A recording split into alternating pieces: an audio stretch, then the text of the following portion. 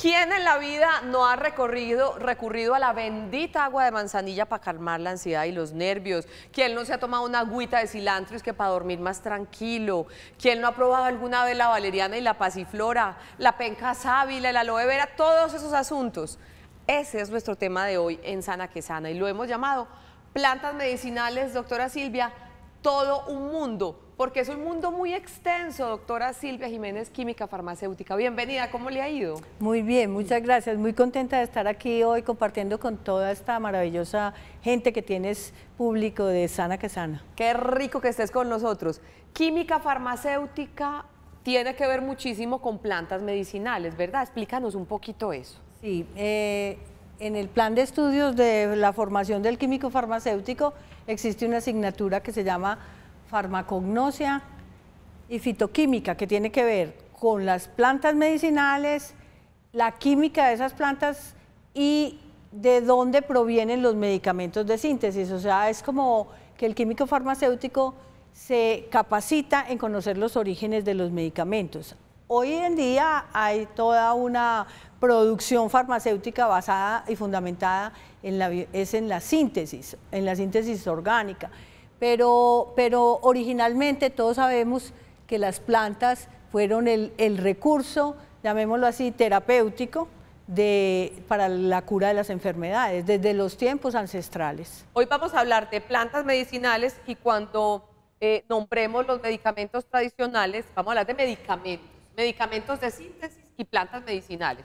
Perfecto. Para que hagamos la diferenciación. Sí. ¿Qué es un medicamento de síntesis, doctora Silvia? Me sirve un ejemplo muy ilustrativo de esta pregunta que tú me haces, Olguita, y es que cuando la gente tenía fiebre en los años 1800, a finales de ese siglo, del siglo XVIII, muchos químicos encontraban con sorpresa que utilizando la corteza del sauce se aliviaba la fiebre. Y un químico suizo logró obtener de ahí la salicina, que era un glicósido, y le hizo por primera vez un cambio a esa molécula, a esa estructura química, y el cambio fue que le introdujo un grupo acetilo en la molécula original. Eso ya lo convierte en un medicamento. Eso lo convirtió ya en un medicamento. Que son los medicamentos que normalmente consumimos. Exactamente, y ese es el ácido acetilsalicílico que hoy todos consumimos como analgésico y antipirético. Entonces, fíjate que la sola transformación de obtenerlo, extraer, cristalizar y fuera de eso introducir algún grupo, hacer alguna modificación, eso ya cambia totalmente, porque además está solo. Recuerda, solamente un medicamento cualquiera, como el ácido acetilsalicílico, una pastilla, es esa sustancia, una sola, metida en un excipiente para hacer una tableta. ¿Qué es un excipiente? Un excipiente es como una harina o, a ver, ¿cómo te explicara yo? No, es una sustancia inerte exactamente que sirve para disolver ese componente activo, pero que permite tabletear. Darle forma. Exactamente, eso se llama forma farmacéutica. Entonces, ¿cuál es la diferencia entre una planta medicinal? La planta medicinal no es una sustancia sola, separada, activa. Es una mezcla mágica que viene desde la misma naturaleza, allí. Mágica. En pura armonía. Y fuera de eso, pues que no tiene forma farmacéutica. Ya cuando hablamos de un fitoterapéutico, ese fitoterapéutico sí es obtenido de plantas, pero le han dado el hombre una forma farmacéutica. ¿Para qué? Simplemente para facilitar su digestión, su ingestión y para poder determinar más fácilmente la dosis, porque las plantas también tienen dosis. Qué buena pregunta ahorita para lo de las plantas, lo de las dosis. Ah, bueno. Doctora Silvia Jiménez, química farmacéutica de la Universidad de Antioquia, docente de la Universidad de Antioquia y apasionada por el tema de las plantas medicinales, ¿verdad? Toda la vida. ¿Te encanta? Toda la vida, sí. Y esto es un asunto que es muy común en nuestro medio y más en el medio país, a que la gente acuda a las plantas medicinales. Pues hoy vamos a hablar con una mujer expertísima en la materia. Vamos a hablar de que efectivamente hay casi 100 plantas o más de 100 plantas aprobadas por el Ministerio de Salud y Protección Social de Colombia justamente para el uso de plantas medicinales. Vamos a contarles para qué sirven y para qué no sirven, porque también hay mitos con relación a las plantas medicinales. Y por ahora vamos con esta pregunta que la vemos aquí, sí. Hola, yo soy Mateo y tengo una pregunta. ¿Las plantas medicinales, por ser naturales, son de libre consumo? Bueno, muy buena pregunta, Mateo. Las plantas medicinales, algunas tienen restricciones, pero en general la Organización Mundial de la Salud por eso le pidió a los países que tuvieran listados de plantas medicinales aprobadas en cada país con el fin de que la gente recurra a ellas como una opción de primera mano, como una opción de primera mano en atención primaria en salud, o sea, para dolencias menores, para que sea el primer recurso en atención primaria. O sea, que si tú estás en tu casa, tienes un cólico, una indigestión, una gastritis, la puedas usar sin ningún riesgo. Entonces, por eso tienen que ser plantas que estén en esos listados donde se ha verificado que sirven, eso se llama eficacia, y que además no son tóxicas o que no tienen riesgos por toxicidad, entonces que son seguras. Se habla de esos dos términos como condición sine qua non para estar en los listados de plantas medicinales. Entonces Colombia tiene ese privilegio de que ha sido una pionera en la legislación de las plantas medicinales y tenemos un listado, como bien mencionabas tú, de más de 100 plantas, o sea que es un vademecum muy amplio donde puedes elegir. Si necesitas un laxante, hay variedad de laxantes. A ver, la doctora Silvia, pero primero chicaneemos con su libro. Ah, bueno. Ese libro amarillo, ¿qué nos cuenta? Ese libro amarillo lo escribimos el doctor Ramiro Fonnegra, también profesor de la Universidad de Antioquia, botánico, y yo. Plantas medicinales aprobadas en Colombia. ¿Por qué hubo necesidad de esa aprobación, de esa legislación frente a las plantas medicinales? Porque se desbordaba el uso y por el desconocimiento a veces no hacían bien sino mal, ¿o cómo era eso? Sí, o porque las utilizaban para lo que realmente, no, como tú mencionaste ahora, no estaba comprobado científicamente. Todo lo que está allí es porque tiene un respaldo de investigaciones que se han hecho con esas plantas y que demuestran que la planta efectivamente sirve. Porque hay, como tú bien lo dijiste, muchos mitos en la utilización de las plantas y cosas que varían de región a región, de persona a persona. Entonces utilizan una planta que para la conjuntivitis y la otra persona dice, no, aquí en esta región no se utiliza para eso, sino que se utiliza para otra cosa. Había que profesionalizar el asunto, por decirlo así, investigarlo, eso se llama validar ese uso tradicional, para hacer la devolución a estas comunidades que utilizan tanto las plantas, porque es que aquí digamos, en las poblaciones más centrales del país, en las ciudades, en las zonas urbanas, la gente utiliza unas plantas, pero en las zonas rurales esto sí que se convierte en casi que el único alternativa terapéutica de fácil acceso para la gente, para la gente que está en el campo. Nivel, exacto. Para sembrarlo y económicamente. Porque y para recurrir a ella como una terapia, como una alternativa terapéutica, que no posee más de primera mano. Entonces es muy, muy importante que la gente conozca esto y que sepa dónde consulta cuando tengan una duda de si la planta está o no aprobada, porque si no está aprobada es mejor que no la usen. Este libro es de la editorial Universidad de Antioquia, se llama Plantas Medicinales Aprobadas en Colombia, de Silvia Luz Jiménez y Ramiro Fonnegra, y también está el que nos nombrabas ahorita, el vademecum colombiano de plantas medicinales. Entonces, para que vayan a la fija y sepan para qué sirve y para qué no sirve esa planta medicinal que la abuelita, la vecina les recomendó, es mejor, y me imagino que en internet también estará. Inclusive lo pueden mirar en la página del INVIMA, invima.gov.co, ahí está, en la parte de normativa, están todo lo que se refiere a los fitoterapéuticos, así lo encuentran. Y el libro también lo pueden consultar por internet. Perfecto. Esta otra pregunta, doctora Silvia, veamos. Mi nombre es Gustavo Sánchez. Tengo una pregunta, una inquietud. ¿Todas las medicinas tradicionales tienen como parte de sus componentes plantas medicinales? Yo creo que él se refería a medicinas tradicionales, los medicamentos de síntesis, los medicamentos, las pastillas, las cápsulas, los jarabes que tomamos normalmente. Todos esos medicamentos que nosotros consumimos de síntesis tienen su base, su origen en las plantas medicinales. De alguna manera todos ellos tienen algo de esas plantas medicinales. Bueno, algunos sí, algunos lo conservan, pero otros ya sí son totalmente creados en los laboratorios.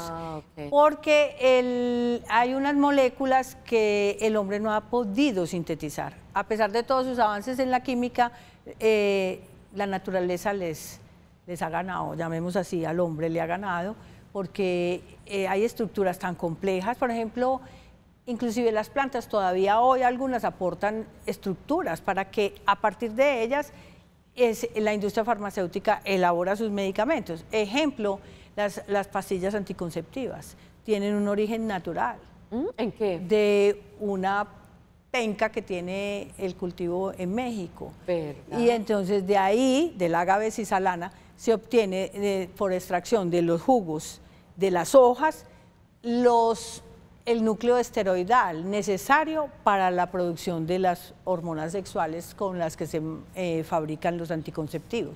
Entonces, la morfina, los derivados todos de la morfina tienen el origen natural de todas maneras, y por eso es que hay cultivos tan grandes de Papaver somniferum, que es la planta de la que se obtiene la morfina y que no ha podido ser superada, pues desde todo el punto de construir toda la molécula en el laboratorio es imposible. Entonces, algunas sí, pero muchas sí son todas sintéticas. La doctora Silvia nos ha escogido y vamos a empezar de una vez, Samuel, a mostrar las imágenes de las plantas, porque teníamos unas de la historia, vamos a ver si nos alcanza el tiempo. Pero primero vamos a hablar del ajo, vamos en el orden de estas imágenes, Sami, a partir del ajo hacia adelante. Búscala para que no empezamos con esas de la historia, sino con el ajo. Entonces les voy a hacer un listado de las plantas medicinales, perfecto, que la doctora Silvia ha seleccionado para nosotros. Hoy vamos a hablar de los usos del ajo, del achiote, de la caléndula, del aloe vera, de la manzanilla, del sauco, del diente de león, del jengibre, del cardo mariano, del llantén, de la penca sábila, del aloe vera, del achiote, el achiote ya lo habíamos dicho, y del cardo mariano. Bueno, esas son las que tenemos. ¿Por qué seleccionaste estas? Porque yo lo que traté con esta selección fue de cubrir una gama de digamos, dolencias muy frecuentes y que me quedaran no todas antiinflamatorias o todas antiespasmódicas, sino que quedaran como repartiditas entre todas las dolencias, y así de esta forma pues darle una información más valiosa para la gente. ¿El ajo para qué sirve a nivel de salud? ¿Cómo funciona como planta medicinal? Además de que le da un sabor deliciosísimo a las comidas, ¿para qué nos sirve en términos de salud? Bueno, entonces el ajo es una planta que, mejor dicho, que se pierde casi que en la historia su uso. Es muy interesante saber que en los papiros de Evers, en el año 1300 a.C. ya se hacía mención al ajo. Y cuando encontraron las primeras momias, las protegían del deterioro pues normal de los cadáveres con ajo y con otra mezcla de otras plantas que también utilizaban, como mirra, exacto, mirra, albahaca también utilizaban, en fin, tenían una cantidad de mezclas, pero entre ellas primaba el ajo para evitar la descomposición de los cadáveres de los faraones. Bueno, entonces es una planta de origen mediterráneo y del Asia Menor, es una planta de la familia Liliaceae, cuyos bulbos, que es lo que estamos viendo allí, miren que el ajo no es una raíz, el ajo es un tallo modificado subterráneo, la raíz son esas fibritas que vemos ahí pequeñas. Bueno, el ajo tiene una cantidad de componentes y en Colombia está aprobado como hipotensor.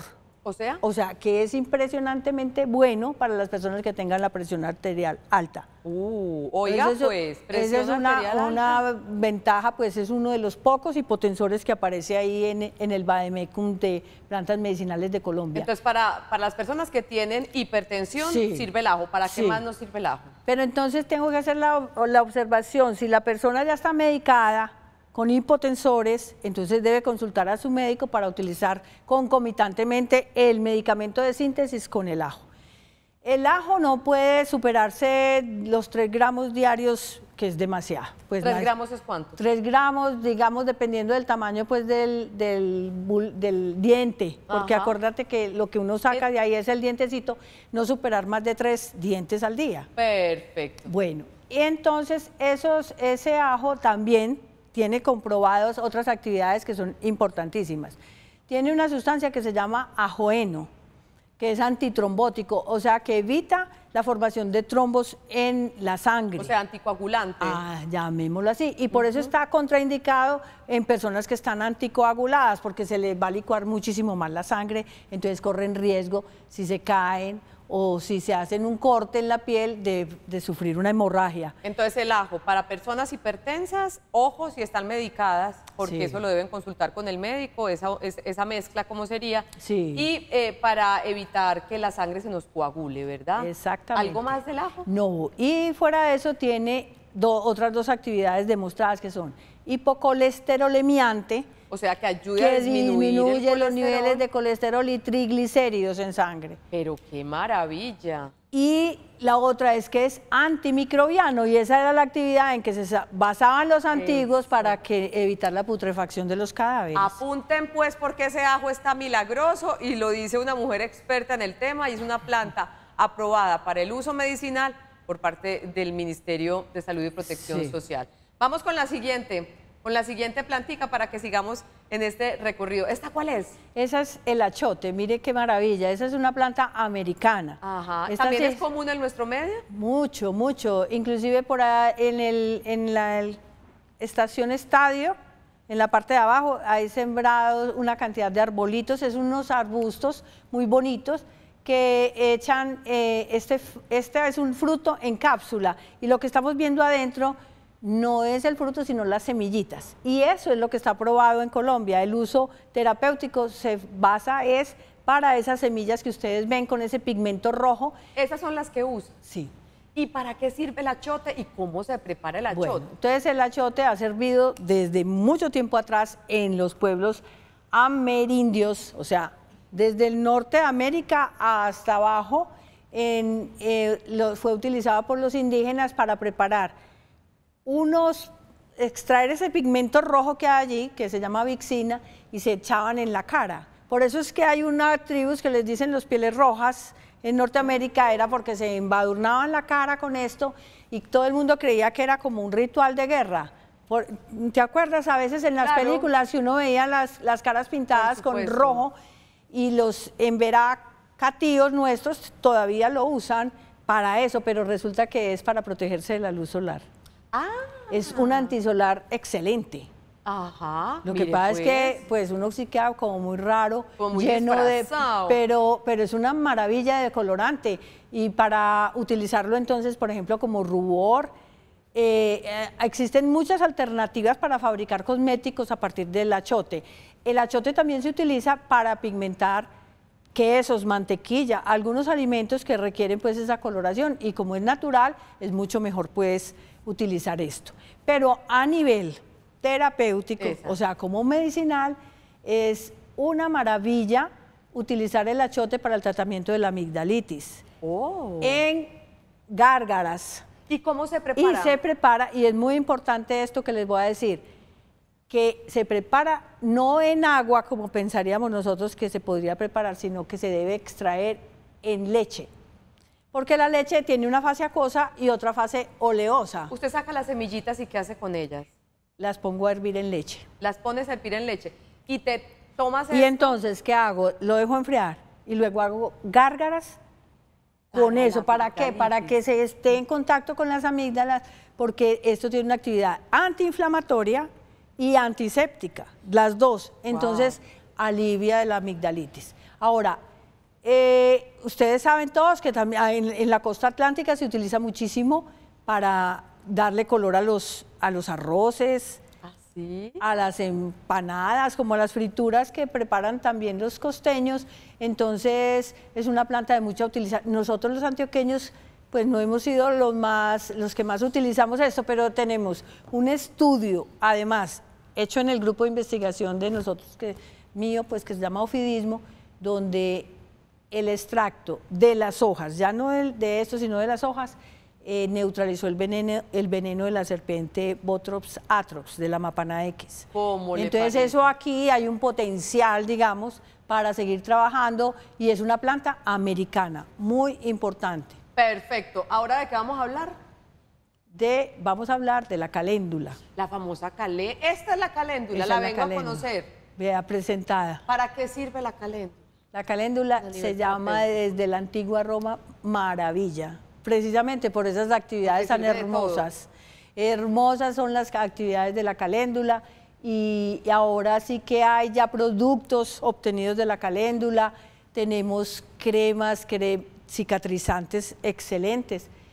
De la caléndula están aprobados, digamos, dos usos, interno y externo. En el interno, ¿cuál sería? En el interno entonces lo tenemos como antiinflamatorio y cicatrizante de la mucosa gástrica. Entonces para La gastritis. la gastritis, vea, Besito. inclusive para gente que ha sido dependiente del omeprazol, se puede reemplazar por ¿Y eso. cómo se prepara la caléndula Se para ese prepara uso terapéutico? en extracto acuoso, este sí en una decocción. Decocción es poner 30 gramos miren, lo que se utiliza son esas brácteas coloreadas que están allí, como la que la gente llama los pétalos. Los petalitos. Exactamente. Con esos 1, 2, 3, 4, 5, 6, 7, 8 petalitos podría No, ser? no, con 30 gramos, más o menos sería como un manojito de los que venden en la placita de flores, ok. le venden eso y eso lo pones a cocinar en agua, en 1 litro de agua, preparas la bebida para todo el día y la divides en 3 tomas,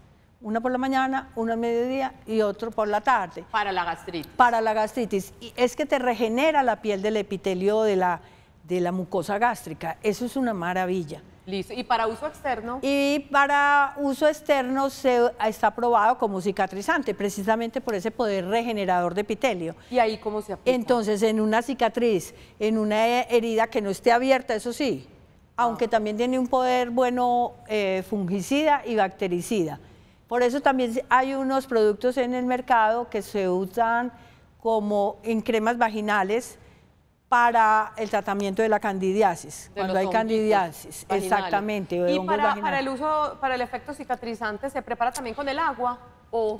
Esa ya la venden, pero es que esa viene, si tú miras allá, en una fase oleosa, o sea, Aceite. es una cremita aceitosa que permite la fijación en la epidermis y que no se lava tan fácilmente, pues como que yo me echara, aunque también podría ser que ese preparado que hice y que te dije que haces para el día, la decocción, también puedes coger y utilizar un apósito estéril, o sea, un algodón o cualquier gasa, y colocártela un impregnado de esa preparación que hiciste sobre la herida. Pero es pues mejor la aplicación en crema es porque dura más, Claro, ¿cierto? por supuesto. Adherida a la piel. Sigamos entonces en este recorrido hoy en Sana que Sana hablando de plantas medicinales. Esta es muy conocida, ¿no? Esa es muy conocida y es una planta muy famosa, también muy utilizada por la gente. Aloe vera, ¿no? Aloe vera. De esa tenemos 2 productos aprobados en Colombia. A ver. 2, que se obtienen todos de la hoja. Ahí tú puedes ver en esa imagen la hoja completa y si tú le haces unas incisiones pequeñas que no sean profundas, sino superficiales sobre la hoja, ella empieza a brotar un líquido naranja que se llama acíbar. Eso es Amargo. el líquido más amargo del mundo, hasta olor maluco tiene, y de él se pone a secar, se deja como que la penca llore y se recoge todo ese jugo naranja, se pone a secar al sol y se obtiene eso que dice allá, que ven ese polvo como un color naranja, que inclusive se puede presentar en la forma de Cápsulas. de cápsulas ¿Y de para qué gelatina. sirve? Ese es un laxante potentísimo. Entonces, aquí sí hay que tener mucho cuidado con dosis porque el producto es súper activo. Provoca unas contracciones, o sea, directamente sobre la musculatura lisa del intestino, hace que se contraiga y entonces digamos, el mecanismo de deposición se altera. Entonces no se puede utilizar por periodos prolongados del tratamiento. ¿Por qué? Porque el intestino se va volviendo entonces perezoso. Si no tiene el estímulo de ya no se mueve. Entonces es mejor por cortos periodos, muy vigilado con médico, en personas, por ejemplo, que tengan trastornos de equilibrio hidrolítico, es mejor, pues, para no perder de pronto, como es tan fuerte la acción laxante y puede estar uno, ya se pasa para la diarrea, entonces es peligroso. Cuidado. ¿Y la otra, el otro uso? Y la otra es ese gel, lo que la gente conoce como cristal. pero que realmente en botánica se llama un mucílago. Un mucílago es como una sustancia ¿Y eso es un uso más gelatinosa. estético o no? ¿Es qué? ¿Es un uso más estético o no? No, ese tiene usos terapéuticos también. Es un expectorante fantástico, o sea, para la gente que tiene problemas respiratorios. Cuando las gripas, como dice la señora, no fluyen, lo mejor para botar todas las flemas, ¿Se toman eso así tal cual? se lo toman así y le echan un poquito de limón para que no se oxide, porque eso se oxida facilísimo. Entonces el limón evita la oxidación, como cuando le echan limón al aguacate para evitar el pardeamiento enzimático. Eso mismo ocurre con ese gel, se oxida muy fácilmente. Entonces, ¿ese gel sirve como expectorante o como algo Como más? expectorante, y ahora viene el uso que ya está demostrado, porque eso tiene una cantidad de carbohidratos, de mananos y galactomananos, que son excelentes cicatrizantes y regeneradores de epitelio. Entonces, en quemados, lo que se está usando, inclusive a nivel intrahospitalario, es utilizar ese gel sobre personas con quemaduras hasta graves. Y es muy fácil sacarlo. Ese gel sale simplemente compartir la hojita. Compartirlo, pero bien profundo y ligero, separarlo, rasparlo de ahí de la hoja para que no se vaya a contaminar del jugo, del naranja, ese. Sí, el que ya explicamos que era Sí, de la acíbar, de la acíbar. El acíbar es una droga. Una droga se conoce con el producto de origen natural que tiene actividad terapéutica. Entonces, la droga de la penca sábila son dos, el acíbar y el mucílago. Perfecto, Dios mío, sí hemos aprendido. Entonces, mire todas las cosas, todo el poder que tiene esta planta ahí concentrada en una misma hoja. En una hojita, por Dios. Exacto. Y sigamos con otra planta para que nos rinda, Ahora, ¿de qué estamos hablando? Ay, ahí vamos a hablar de la manzanilla. Mire la que linda es. Que pienso en ella y me huele rico, porque huele y sabe Sí, muy rico. sí. ¿Qué podemos decir de la manzanilla a nivel terapéutico, doctora Silvia? Bueno, de la manzanilla podemos hablar también bastante, porque es una planta también de origen mediterráneo, que se utilizó desde los tiempos de Roma y que es un nombre científico que es Matricaria chamomila.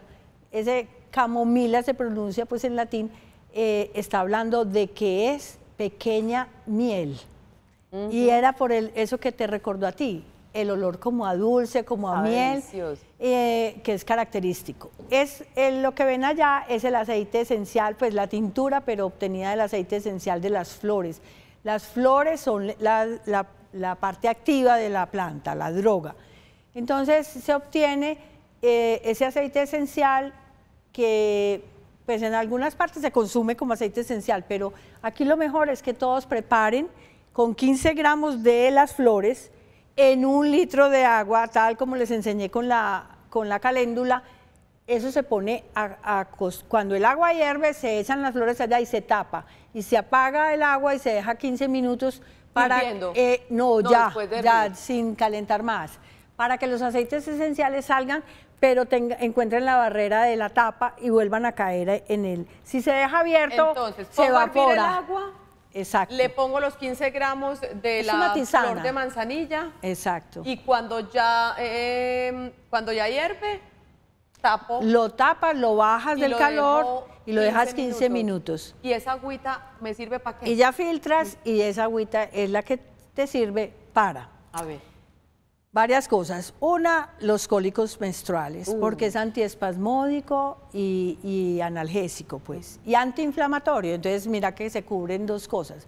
Que hay personas que tienen menstruaciones muy dolorosas, con inflamación y demás.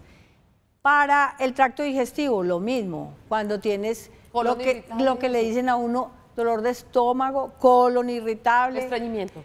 No, para el estreñimiento no, porque ya ese es laxante. Esta no es laxante, sino antiespasmódica, o sea que te quita el dolor en general de la musculatura lisa. Cuando tú dices, tengo un cólico tremendo, esta es la planta de elección. Qué maravilla. ¿Para qué más? Y además, entonces, también puede servir para utilizarla. Yo no sé si te acuerdas, las mamás las utilizan. Esta planta era la de combate, pues, cuando uno tenía el cólico porque se había comido alguna cosa, por una indigestión, la puedes utilizar perfectamente y es una planta muy segura. Pero quiero hacer la observación sobre el aceite esencial. A veces hay digamos ahora, una tendencia de quemar aceites esenciales como aromatizantes en las casas y demás. Mucho cuidado, dejar eso al alcance de los niños, porque los niños se pueden intoxicar si ven esos frasquitos tan chiquitos y como tan bonitos y que llaman tanto la atención. Es un riesgo porque eso, cuando está concentrado así en forma de aceite esencial, se convierte en un producto de riesgo. Y las personas que son sensibles, eso es muy importante para esta y también para la caléndula. Siquiera que me acordé porque no hice la observación en la caléndula. Estas compuestas tienen muchas esquiterpenlactonas. Ese producto, digámoslo así, que está metido allá en el extracto, para individuos que son sensibles, lo que nosotros llamamos alérgicos. Para las personas que son alérgicas puede desencadenar un shock anafiláctico. Un shock anafiláctico es una respuesta inmunológica a una sustancia que se llama alergeno y que puede ser muy peligroso para este tipo de personas. Tanto en caléndula como en manzanilla. Sí. Venga, que hay de cierto que la manzanilla también ayuda como a calmar la ansiedad. También es sedante. Sí, ¿verdad? Es cierto, es cierto. Es que esos aceites esenciales tienen ese poder. Entonces, por eso es muy bueno tener la precaución y me gusta mucho más recomendar la planta entera. Las florecitas, esas se consiguen en cualquier parte, en las placitas de flores, demás. Y utilizarlas así como les dije, esta no superar los 15 gramos, con eso es suficiente. Mire, que esta es más potente. No, ahí sí toca pues pesar porque es que hay una variedad que es una cabezuela más grande y otra más pequeña. Entonces es mejor pesar. Perfecto. Pesarlas y utilizarlas. Pero como les digo, con la precaución de saber que la persona no sea alérgica a estas flores. Cuidado con eso. Sí. Seguiremos hablando después de nuestro primer corte de este interesante tema, que son las plantas medicinales, con la doctora Silvia Jiménez, química farmacéutica de la Universidad de Antioquia y apasionada por este tema. Más de 100 plantas medicinales están aprobadas por el Ministerio de Salud.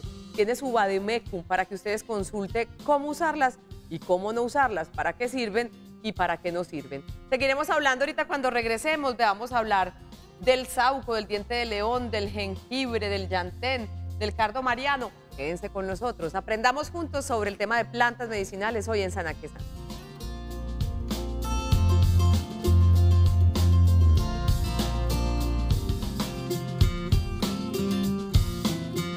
Continuemos hoy aprendiendo juntos sobre plantas medicinales en Sana que Sana.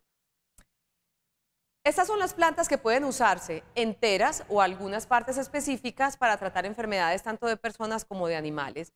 La mejoría o alivio que producen se debe a las sustancias químicas, principios activos, que estas contienen. El uso de las plantas en la medicina tradicional se remonta a tiempos prehistóricos. Continuamos en Sana que Sana con la doctora Silvia Jiménez, con la que estamos haciendo un recorrido por esas planticas.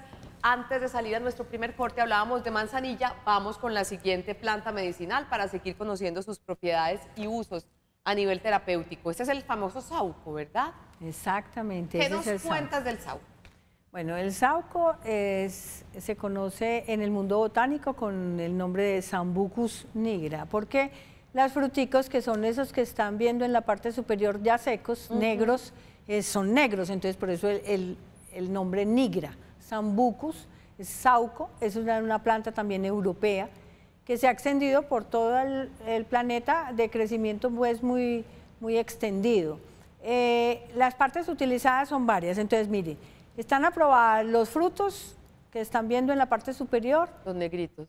Y las flores, que son esas panículas de flores blanco-amarillentas muy bonitas y también un poco aromáticas, que se utilizan entonces para el tratamiento de la tos. Entonces este es una alternativa para cuando tenemos esas toses que son persistentes, catarros, febriles. ¿Y cómo se prepara? Ese se prepara por decocción en agua, porque los principios activos son flavonoides y los flavonoides son solubles en agua. Caso contrario de los principios activos del ajo, y me devuelvo para recordarles la forma de preparación del ajo. Que no se la pregunté. Que no, exactamente, entonces se nos pasó, y eso es muy importante decirles que el ajo libera su aceite esencial, que es realmente el terapéutico, es en grasas. en mantequilla, por eso es que es el pan de ajo. Y cuando uno va a hacer el arroz con ajo o cualquier preparado con ajo, siempre echa el ajo en el aceite primero. No, este no se prepara por decocción en agua, sino en mantequilla de ajo o muchas personas se comen el ajo así entero, el diente de ajo. Bueno, correrán el riesgo de un mal aliento el resto del día. De que lo deje el marido. Y de que lo deje por ahí recordando en todos los ascensores o en todas partes donde se ponga. Me imagino. Porque es tremendo. Pero hay una forma secreta, llamémoslo así, de evitar y neutralizar un poco el olor al ajo, porque como les digo, sale en Es muy sudoración y fuerte. en saliva. Es consumiendo el ajo paralelamente o simultáneamente con el perejil. Es una asociación excelente y con eso ya te quitas el aroma. Pero qué maravilla. Sí, Perfecto. entonces es una buena alianza. Y no consumir ajo desodorizado, porque el ajo desodorizado es perder la plata. O Porque pierde sus propiedades. pues claro, está sin propiedades, o sea que tú te estás comiendo nada. Perfecto. Volvamos al sauco. Volvamos entonces Para aquí. la tos. Entonces, para la tos, excelente. Hirviéndolo en agua, Es poniéndolo a hervir en agua. Exactamente. Bueno, y Las los florecitas. frutos secos tienen además antocianinas, que son las que le dan ese color, y esas se consideran como un antioxidante también, que potencialmente puede ser muy interesante. Pero realmente esto es para la tos antiinflamatorio, listo.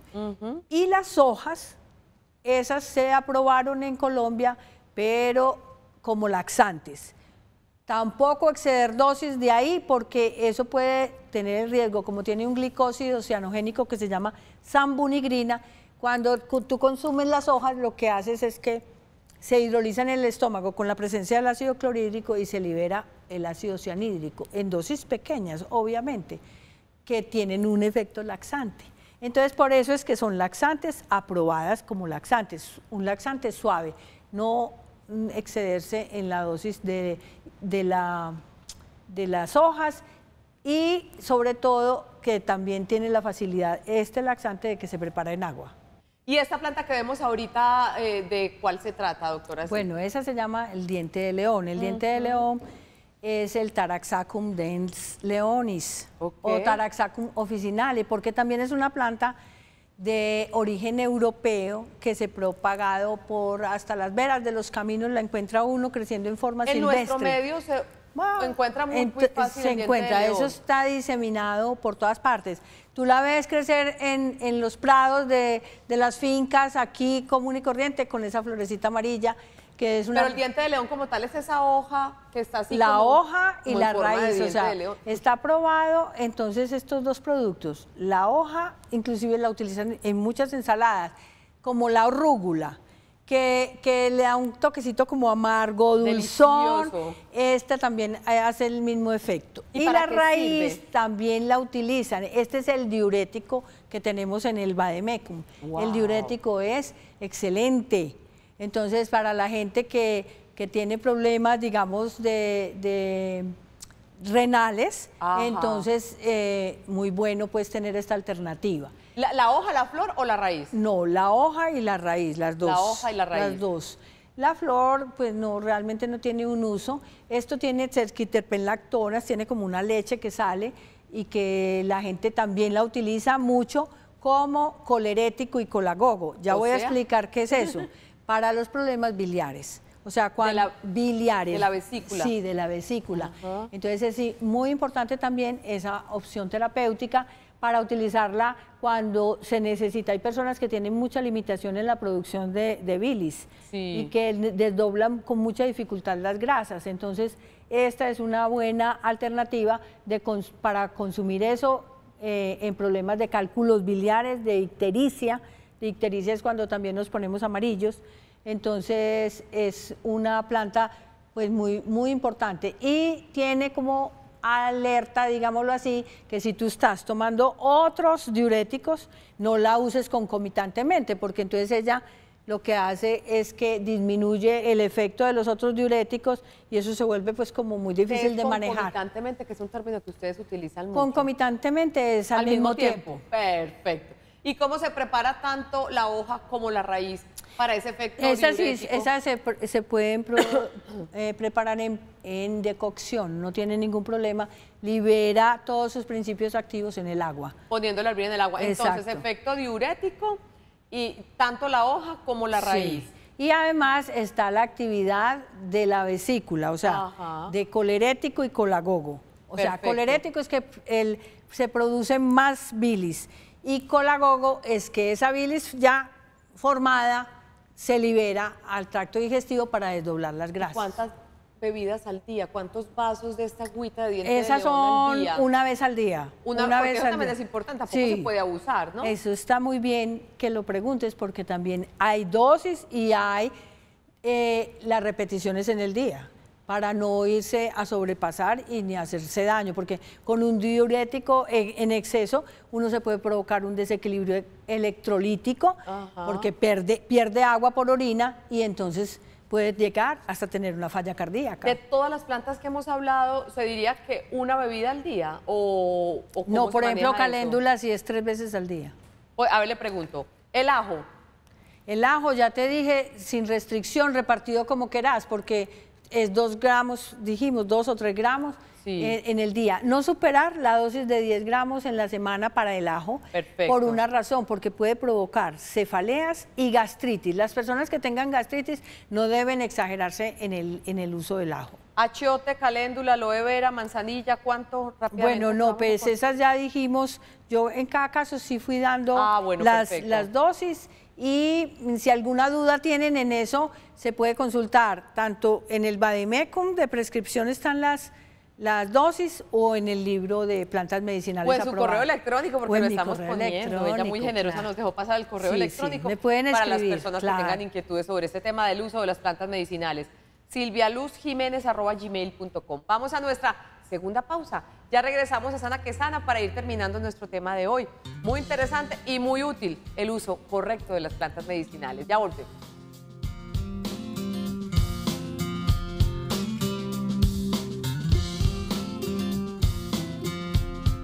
Continuamos hoy en Sana que Sana, nuestro tema de hoy, las plantas medicinales. Algunas plantas medicinales que ya hemos nombrado, el ajo, caléndula, aloe vera, manzanilla, sauco, diente de león y vamos justamente con jengibre. Mostremos el famoso jengibre, es picantico, ¿no? Hay gente que le fascina incluir en sus comidas el jengibre. Sí. ¿Para qué nos sirve el jengibre a nivel terapéutico? El profesor? jengibre está aprobado para 3 cosas. Increíblemente, mira toda la actividad terapéutica que tiene. Es una planta de origen asiático, India, China. Esa es la raíz. Ese es el rizoma. El rizoma del jengibre es subterráneo, como ves, y se utiliza así, sacándole esas lajitas, llamémoslo así, pero también se puede secar y también se puede encapsular. El polvo seco y molido del rizoma. Bueno, es una planta, como les dije, conocidísima de tiempo inmemorial.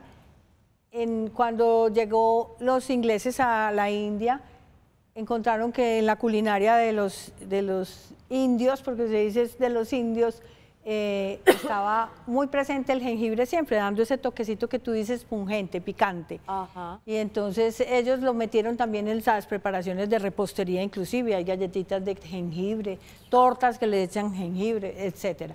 Pero tiene una actividad importante, primero, para la prevención de mareos posicionales y de las náuseas, o sea que es antiemético. Es expectorante también, ¿Verdad? o sea que nos hace botar, digamos, flemas. Y fuera de eso, es un estimulante excelente del apetito por esas sustancias amargas, porque hay unas sustancias amargas que aunque no se sienten, ahí están. Y además es antiflatulento. Antiflatulento es que Para evita evitar la gases. acumulación de gases en el intestino. Entonces mira todas Entonces las van 4. propiedades. Sí, Antigases, antigases, antimareos, antimareos, llamémoslo, expectorante, ¿y cuál era y la cuarta? antivómito. Y antivómito. ¿Y cómo se prepara el jengibre para Entonces, el uso terapéutico? eso se utiliza haciendo extracción como té. O sea, como te expliqué, cuando hay aceites esenciales, cuando el aceite esencial es el responsable de la actividad, entonces lo que se hace es prepararlo como un té.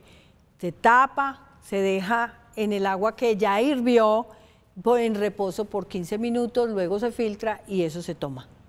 Súper. Entonces es muy fácil y mira que es una cosa que la encuentras en todos los supermercados, en las tiendas naturistas. ¿Y cuántas veces al día? Ese se puede tomar 3 veces al día. ¿Un vaso? Sí, un pocillito. Un pocillito. Mermémosle un poquito, sí. Mermémosle un poquito, no sí, exageremos. Sí, no exageremos. El famoso jengibre, que también mucha gente lo disfruta muchísimo sí. comiéndolo, ¿no? No, y hay muchas también mitos relacionados con el jengibre, porque trae pues todo eso del yin y el yang, de la medicina china, o sea que es una planta que tiene mucho mitología alrededor. Muchas otras miradas también. Sí. Y el último, doctora Silvia, porque se nos acabó el tiempo, este es el cardo mariano. Sí, pero entonces hay que... La otra. La siguiente. La siguiente para que hablemos del cardo mariano, no, la que tenía una florecita morada. La que tenía una florecita morada. Esa.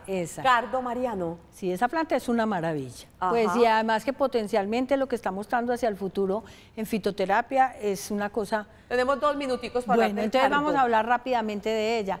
Esa planta, los frutos que salen de allá dentro digamos que de ese receptáculo engrosado, son utilizados como hepatoprotectores. Eso no se había visto nunca que se fuera aprobado en una planta, porque es para el hígado y para inclusive tratamiento de cirrosis hepática, porque es regeneradora del hepatocito.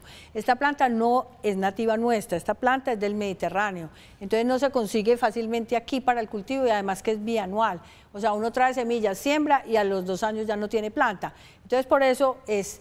El producto que ustedes seguramente conocen se llama silimarina, que es los glicósidos que tiene la planta en esas semillas. Se llama cardo mariano porque las hojas son pintadas de blanco y hay un cuento muy lindo y es que la Virgen María, cuando iba con el niño huyendo hacia Egipto por la amenaza de Herodes, entonces... Ella no podía parar en su burrita y la leche materna cayó a la vera del camino y pintó las hojas del cardo, porque entonces por eso se llama cardo mariano, porque las hojas son pintadas de blanco. Entonces, ¿para el hígado? Para el hígado es excelente. Les quiero decir que hasta con intoxicaciones con tetracloruro de carbono, con sustancias que son muy tóxicas, el tratamiento es increíble. Protege casi que la célula, le hace una barrera al hepatocito, que es la célula que forma el hígado, y hace que las toxinas no entren. Entonces, para casos inclusive de hepatitis viral, hay pruebas de que hay hepatoprotección, por eso se llama hepatoprotector. ¿Sabe qué? Se nos acabó el tiempo, doctora Silvia. Teníamos muchos más temas, más plantas para conocer, para darle a conocer a nuestros televidentes. Ahí les queda la inquietud. Hay un vademecum colombiano de plantas medicinales, nos dice la doctora que en la página del INVIMA. Ahí ustedes pueden encontrar las plantas que son aprobadas, estudiadas con evidencia científica de para qué sirven y de cómo usarlas. Y también este libro de la doctora Silvia Luz Jiménez y Ramiro Fonnegra, plantas medicinales aprobadas en Colombia, porque sé que este es un tema que genera muchas inquietudes y de pronto ustedes quieran buscar más información. ¿Nos volvemos a ver? Claro que sí, Hacemos Olguita. segunda temporada. Cuando quieras, Olguita. De plantas medicinales con la doctora Silvia Jiménez, química farmacéutica de la Universidad de Antioquia, a quien de nuevo le agradecemos, y a ustedes también. Gracias por su compañía y de esta manera terminamos esta emisión de Sana que Sana. Feliz resto de día para todos. Chao.